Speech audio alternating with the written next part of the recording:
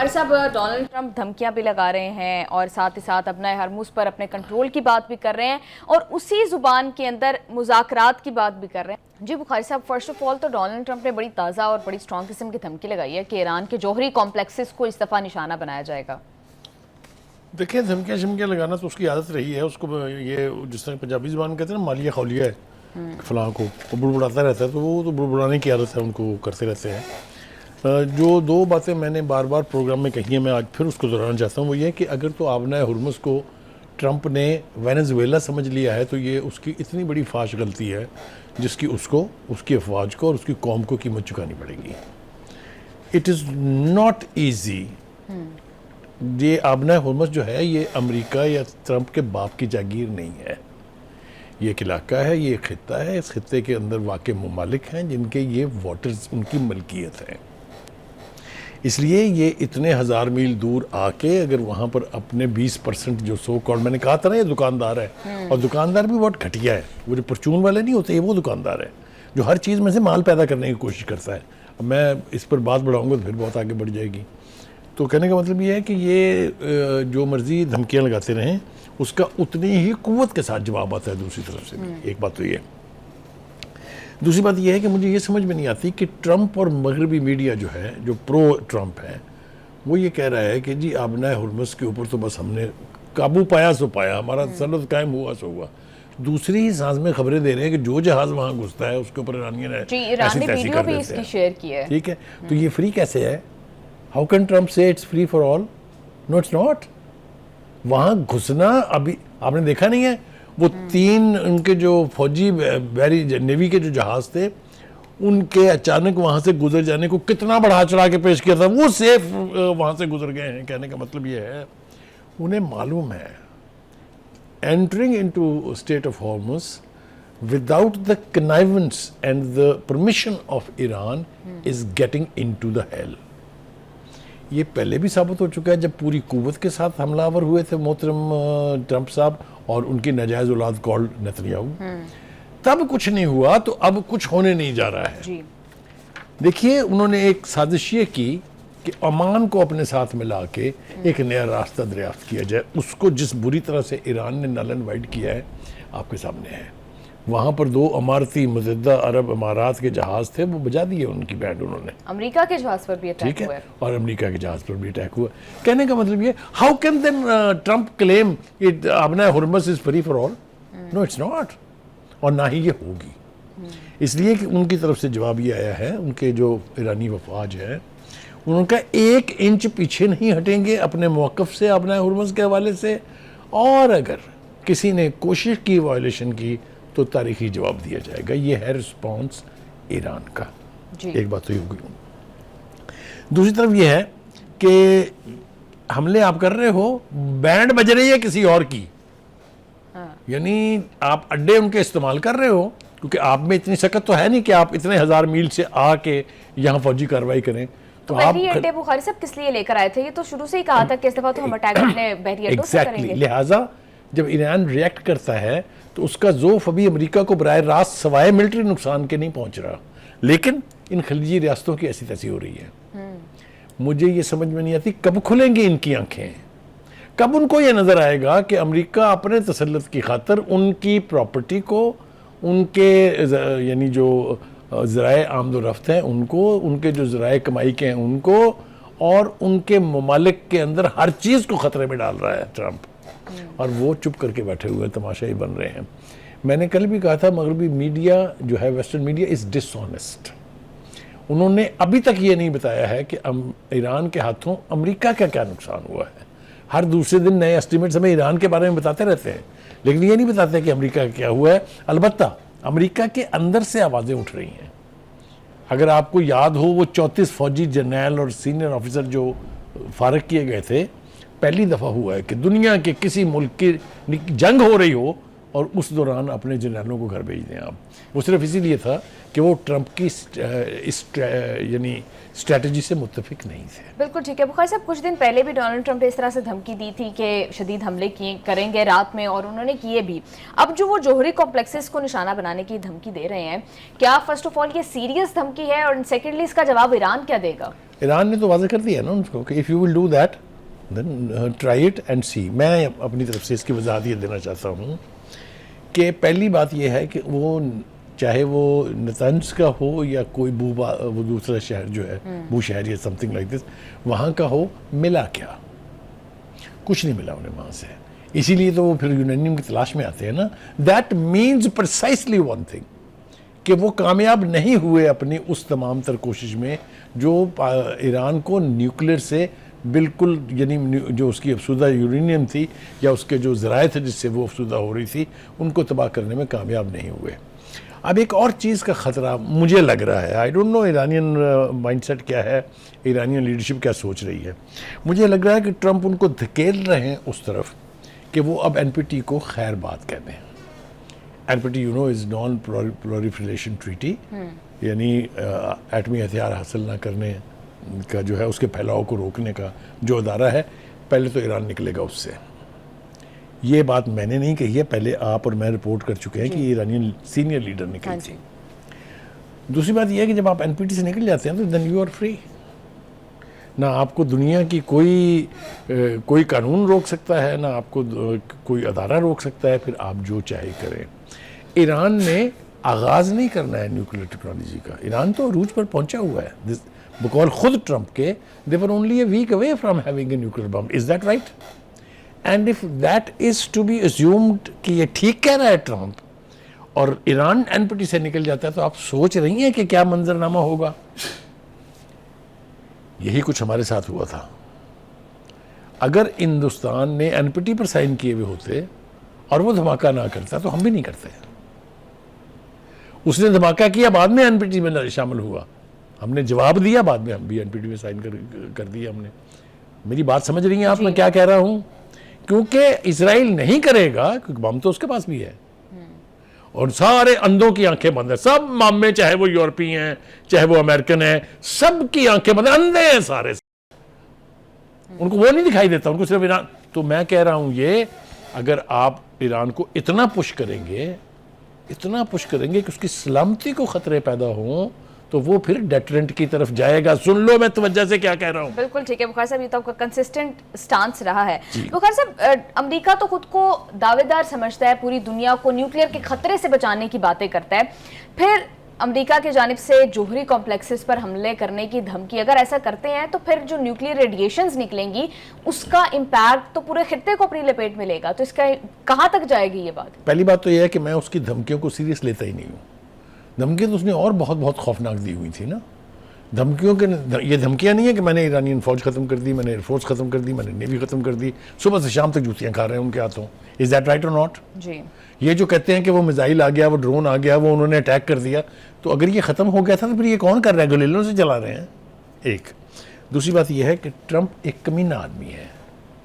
अब क्या कह रहा है? अब कह रहा है मैं सारी दुनिया के लिए इस आबना हुर्मुज़ को महफूज कर रहा हूँ, माल देना पड़ेगा सबको, यू विल हैव टू पे द प्राइस। सुन लिया ना आपने?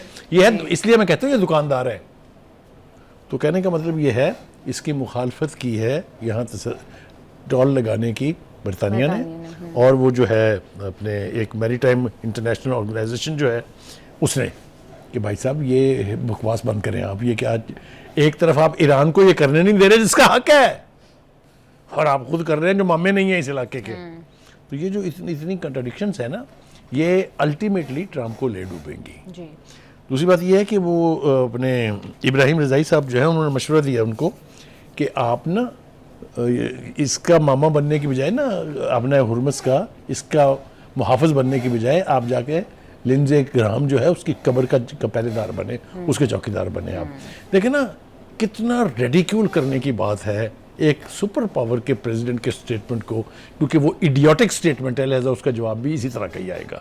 जी। बुखारी साहब, एक तरफ तो डोनाल्ड ट्रंप जो है वो मिडिल ईस्टर्न कंट्रीज से पैसे मांगने का कोई मौका जो है वो हाथ से नहीं जाने देते। अब अपना हरमुज़ पर टोल फीस की बात कर रहे हैं, दूसरी तरफ यूएई एक नए मंसूबे पर काम कर रहा है और उसका मकसद ये है कि एक ऐसी पोर्ट तश्कील दी जाए जो कि अपने हरमुज को इररेलेवेंट बना दे, उसको बाईपास कर दे।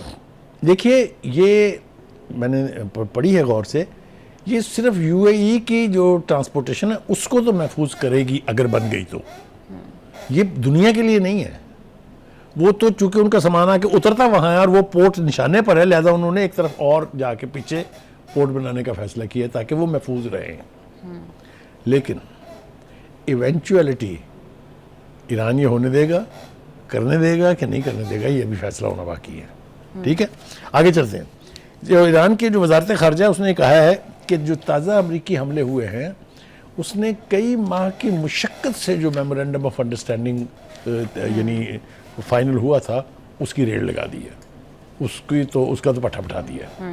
अब अगर हम ये अस्यूम कर लें कि ना अमेरिका ना ही ईरान बाउंड हैं उस मेमोरेंडम ऑफ अंडरस्टैंडिंग को फॉलो करने के, तो खित्ता तो गया ना, जंग की नज़र हो गया ना। लेकिन अब ईरान एक और वार्निंग दे रहा है, वो ये कह रहा है कि अब ये खित्ते तक नहीं रहेगी, अब ये फैलेगी और वसत देना उनकी कैपेसिटी में है। मैं आपको बता रहा हूँ जंग तो खित्ते में ऑलरेडी फैल चुकी है बुखारी साहब, एक और महाज जो है वो खुल चुका है। हौसियों की जानिब से सऊदी अरब को अटैक किया जा रहा है और ये भी कहा जा रहा है कि सऊदी अरब ने वहाँ पर सना एयरपोर्ट को पर हमला किया है। तो बुखारी साहब, first of all the very important question is कि पाकिस्तान के लिए कितनी डिफिकल्ट सिचुएशन है, पाकिस्तान कैसे रिस्पॉन्ड करेगा? देखिए, पहली बात तो यह है कि हौसियों ने जो कुछ किया है ना सऊदी अरब के साथ, उसको आप डिफरेंट कॉन्टेक्स्ट में देखेंगे, उसका इस खित्ते की जंग से कोई ताल्लुक नहीं है। ओके। इसलिए कि इस जंग के आगाज से भी पहले सऊदीया ने सना एयरपोर्ट के ऊपर हमला किया था, अगर आपको याद हो, तो वो उन दोनों की लड़ाई पहले से चल रही है। और चूंकि एक ताज़ा हमला किया गया था, लिहाजा उसके जवाब में हौसियों ने हमला करके बताया कि जनाब ज़रा हमें भी हाथ ज़रा होश संभाल के लगाना। ये भी इस खित्ते की जंग को फैलाने का एक बहुत बड़ा सबब बनेगा। अगर ये लड़ाई जारी रहती है तो फिर ये फैलेगी तो सही। मैं आ रहा था उस तरफ कि जो ईरानी वजारत ख़ारजा उसने ये कहा है कि जितने भी इंटरनेशनल नॉर्म्स हैं या ट्रेडिशंस हैं, मिसाल के तौर पर अक़वाम मुत्तहिदा का चार्टर, बैनुल-अक़वामी कवानीन और रियासती खुद मुख्तारी के बुनियादी असूल, ट्रंप जो कुछ कर रहा है ये इन बेसिक राइट्स की वायलेशन है। Diplomatically Iranians are moving forward wisely, वो अपना केस बना रहे हैं। अगर आपने तकरीर सुनी हो जो ईरान के मुस्तकिल मंदूब हैं यूनाइटेड नेशन में कल, वो भी इसी सिमत में इशारा था कि यूनाइटेड नेशन के चार्टर की, उसके कवानीन की जितनी ब्लैटेंट खिलाफ वर्जियाँ हो रही हैं, कोई तो नोटिस ले। नाम नहीं लिए उन्होंने, लेकिन उन्होंने शर्म तो दिलाई होगी ना, जो बाकी की न्यूक्लियर पावर्स हैं, जो बाकी के परमानेंट मेंबर है यूनाइटेड नेशंस के, उनको शर्म दिलाने की कोशिश तो की है ना उन्होंने। पहली बात तो ये है कि ट्रंप को ये तो पता है कि वहाँ कोई रेजोल्यूशन इसराइल के और उसके हक में पास नहीं हो सकती, इसलिए वो उसने रास्ता छोड़ दिया, कोशिश नहीं कर रहे। लेकिन जो बाकी के दीगर पावर्स हैं, खासतौर से चाइना और रशिया, उनको कौन रोकता है वहाँ से रेजोल्यूशन लाने के लिए? कम से कम एम्बैरसिंग तो बनाए सिचुएशन को अमेरिका के लिए। वो जो फ्री गुंडे की तरह से फिर रहा है इलाके के अंदर, देखो गुंडे जो शोधे गुंडे होते हैं इलाके के, वो उस तरह से जो वहाँ फिर रहा है या फिरने की कोशिश कर रहा है अपने हुर्मस में, अरे कोई तो रोके। ईरान कब तक ये जंग अकेला लड़ेगा? आप खुद सोचिए। मुस्लिम उम्मा ठुस, पाकिस्तान की कोशिशें जहाँ तक हैं इस खित्ते में अमल लाने की, ये मेमोरेंडम ऑफ अंडरस्टैंडिंग साइन करवाने की, और अब भी आप देखिए कि हमारे जो जनाब आसिम मुनीर हैं तुर्की के दौरे पर हैं, बहुत इंपॉर्टेंट मीटिंग उनकी हुई है अर्दवान के साथ। जी। अर्दवान भी आपको मालूम है, मैं कई बार कह चुका हूँ, वो भी एंटी इजराइल है, by attitude and by nature. तो उस मुलाकात के अंदर दोनों ममालिक के दिफा के हवाले से भी बातचीत हुई है। जैसा मैंने पहले कहा था कि मुझे यूँ लगता है कि वो जो हमारा मुआहदा जो सऊदी अरब से हुआ है, मुमकिन है उसकी एक्सपेंशन के या उसी नौइयत के मुख्तलिफ मुआहदे जो हैं दीगर ममालिक के साथ हों, जिसमें इजिप्ट शामिल है, जिसमें कतर शामिल है, जिसमें अपने ये तुर्किया शामिल है। तो ये भी एक नई डायमेंशन होने जा रही है। और ये हमारे जो 4 इम्पॉर्टेंट मीटिंग होने जा रही है 24 जुलाई को बिश्केक में, जहां पर पाकिस्तान, रूस, चाइना और ईरान के वज़राए ख़ारजा की मीटिंग तय है 24 जुलाई को। ठीक है। तो ये जो डेवलपमेंट्स हो रही हैं डिप्लोमेटिकली, अगर आप इन्हें देखें तो एक तरह से अमेरिका आइसोलेशन का शिकार है। अब देखना यह है कि वहाँ पर उस मीटिंग के अंदर एक तो जनरल इजलास होना है, ये बेसिकली प्रीलिमिनरी मीटिंग है जो एजेंडा तय करेगी फॉर द सरबराही इजलास में, जी। ठीक है। और इस एजेंडे पे काफ़ी सारा दारोमदार होगा। इस दफ़ा मुझे लगता है ये कि ये जो मिडिल ईस्ट का मामला है, ये मशरिक़ वस्ता का क्राइसिस जो है, ये फोकल पॉइंट होगा उस मीटिंग में। और उसके ऊपर कोई स्ट्रॉन्ग स्टेटमेंट्स जो है, या इलामिया कह लीजिए आप, या डिक्लेरेशन कह लीजिए आप, वो जारी है। प्रैक्टिकली बुखारी साहब अभी तक तो चीन और रूस कोई किरदार अदा नहीं कर सके हैं। देखिए, मैंने अभी रोना रोया ना इसका, मैंने कहा ना कि वो ईरानियन जो मंदूब है, उसकी तकरीर का बुनियादी मकसद ये था कि अमेरिका तो मुलव्वस है, अमेरिका तो मुजरम है, ये बाकी क्या कर रहे हैं। बिल्कुल ठीक है, क्योंकि वो मुस्लिम उम्मा से तो मायूस हो चुके हुए हैं। बिल्कुल। बुखारी साहब, अभी आपने जिक्र किया फील्ड मार्शल की टर्की में मुलाकात तैयब एर्दोगान से, तो भी रिसेंटली डोनाल्ड ट्रंप ने बड़ी तारीफें की थी तैयब एर्दोगान की, और वहाँ पर वो काफ़ी बता रहे थे कि वो बहुत खुश हैं उनसे। लेकिन एक बात उससे पहले उसने कही थी, उसने कहा तो वो तो शामिल होने जा रहा था ईरान की तरफ से इसराइल के खिलाफ। मैंने फ़ोन करके रोका, याद है ना जी। तो बुखारी साहब, क्या टर्की डोनाल्ड ट्रंप को या अमेरिका को रिस्ट्रेंट का मुजाहरा करने पर जो है वो एग्री करवा सकता है? देखिए, कोशिश तो होगी, ये एर्दोगान कोशिश करेंगे, लेकिन अगर आपे से बाहर हुआ इसराइल, जिसकी की धमकी दी है नेतन्याहू हाँ जी, ने, दी है, हमने बिल्कुल। देखा है कि उसने कहा है कि अगर ईरान ने हम पे हमला किया तो मैं बड़े भरपूर तरीके से उसका जवाब दूंगा। अगर ईरान के खिलाफ इसराइल ने जाहरियत की, लिख ले मेरी बात, Turkey will be on the side of the Iranians. बिल्कुल ठीक है। बुखारी साहब, हम बात कर रहे थे सऊदी और हूसी के दरमियान जो झड़पें जारी हैं, तो मैंने आपसे क्वेश्चन किया था कि पाकिस्तान के लिए कितनी सिचुएशन है, बिकॉज पाकिस्तान और सऊदी अरब के डिफेंस पैक्ट का जिस तरह आपने जिक्र किया। देखिए, पहली बात तो ये है कि ये सेंसिटिव सवाल है, बहुत ही सेंसिटिव सूरत हाल है जी। ठीक है। पाकिस्तान के लिए मुश्किलात ज़रूर हैं, लेकिन पाकिस्तान इससे निपटना इसलिए जानता है कि उन्होंने डिप्लोमेटिकली इस अटैक की मजम्मत की है और इसको उस मुल्क की सलामती के ख़िलाफ़, यानी इसको जाहरियत करार दिया है। तो हम पोजीशन तो ठीक लेते हैं डिप्लोमेटिकली, तो हमें जो करना चाहिए था वो हमने कर दिया है, लेकिन इफ़ेक्टिवली प्रैक्टिकली क्या हम सऊदी अरब के डिफेंस में हाउसेस के खिलाफ कोई एक्शन करेंगे या नहीं करेंगे, ये एक बहुत बड़ा सवाल, ये निशान है। इसका जवाब मैं तो दे नहीं सकता हूँ, इसलिए जब आएगा तो हम आगे बढ़ा देंगे। बिल्कुल ठीक है। बुखारी साहब, वेस्टर्न मीडिया के प्रोपेगेंडे की आप अक्सर बात करते हैं, एक और रिपोर्ट सामने आई है, आई डोंट नो आप इसको प्रोपेगेंडा समझते हैं या नहीं, कि इसराइली इंटेलिजेंस एजेंसी जो है वो अहमदीनेजाद के साथ कॉन्स्टेंटली राब्ते में थी और उन्हें इम्प्लांट किया गया फॉर द रिजीम चेंज। देखिए, दो बातें हैं। पहली बात तो ये है कि क्या ट्रंप ने नहीं कहा था कि ईरान की कौम जो है वो रिजीम के खिलाफ है? क्या उसने नहीं कहा था कि मैं उनको असला भेज रहा हूँ कुर्दों के ज़रिए? क्या उसने नहीं कहा था कि मुसाद के एजेंट वहाँ काम कर रहे हैं और पूरी कौम किसी वक्त भी, बल्कि उसने तो प्रवोक किया था कि जो ईरान की चूंकि अक्सरियत खिलाफ है रजीम के, उठे और जाके हुकूमत के अदारों पर कब्जा कर लेंगे, याद है ना आपको? तो उतनी ही बड़ी बकवास मुझे ये लगती है, इसलिए कि अहमदीनेजाद अभी कल तो जनाजे में शरीक थे। एक ऐसा शख्स जिसको आप मुसाद के साथ कोलैबोरेशन का मुजरम करार दे रहे हैं, how can he dare come into the funeral of the late Ali Khamenei, और वो भी अपने गार्डों के साथ। तो western propaganda is to create panic among the Iranians, और उनकी वो जो यूनिटी है, जो उनकी कुव्वत है, उसको डिस्ट्रैक्ट करने के लिए इस तरह की मज़ाक़ा खेज खबरें जो है वो जारी की जा रही है। बिल्कुल ठीक है। बुखारी साहब, इस जंग के नुकसानात, मैं एक बात और कह दूं, ये वही अहमदीनेजाद है ना जिसने पहली दफ़ा कहा था इसराइल को कि अगर हमारी तरफ देखा तो 7.5 मिनट में इस कुर्रा अर्ज से तुम्हारा निशान भी मिट जाएगा। जी। मैं कैसे मान लूं कि वो मुसाद का एजेंट हो सकता है? मेरे तो कियास से भी बाहर है ये बात। बिल्कुल ठीक है। बुखारी साहब, इस पूरी जंग के मुद्दे पर और पूरी दुनिया पर जो असरात पड़ रहे हैं, अगेन कीमतें और फिर हम जिस तरह से देख रहे हैं स्टॉक मार्केट जो है वो क्रैश कर रही है, तो होपफुली दोनों साइड्स जो है वो रिस्ट्रेंट का मुजाहरा करेंगे। This is the only solution. जी। तो ये जो ऊपर नीचे तेल जा रहा है ना, इसमें वो दुकानदार मजे ले रहा है। हाँ, उसके लोग, उसके फैमिली और उसके जो दोस्त हैं, वो दे आर टेकिंग। बिल्कुल ठीक कह रहे हैं बुखारी साहब।